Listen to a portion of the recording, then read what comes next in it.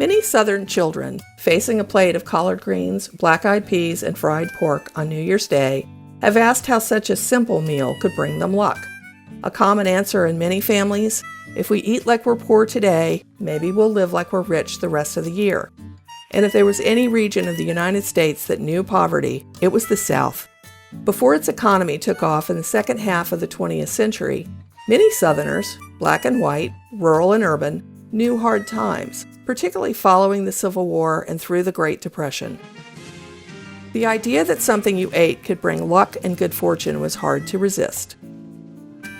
Most cultures have a lucky food.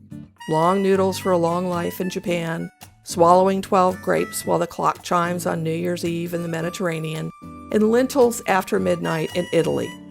But the South has its own menu of 3 foods. The first is collard greens.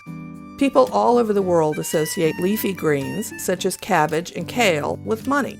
But in the South, it has to be collards, long cooked and served with their cooking juice, called pot liquor.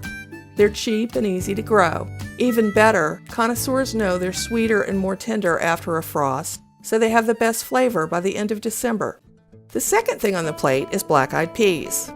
All kinds of peas, including lentils, are associated with prosperity because they resemble coins.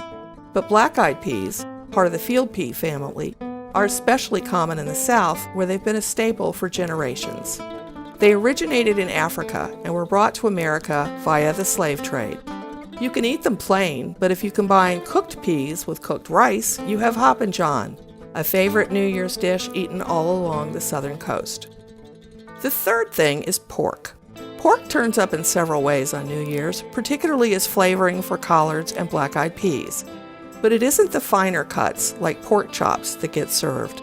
It's the more humble things, like fatback, the bacon look-alike used to make a milk gravy for biscuits, or smoked hog jowl. Some people think pork is lucky because pigs forage while moving forward, the direction you want to head in the new year. By the way, some people consider eating chicken unlucky because they scratch backward for their food. And beef is off the menu because cows eat standing still.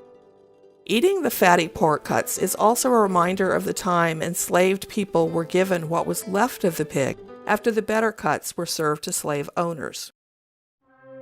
Collards, black-eyed peas, and fatback may be humble food, but they've kept people alive for generations, and that's worth a little respect. So whip up a plate of good fortune by serving these Southern classics. After all, we could use a little bit of luck this coming year.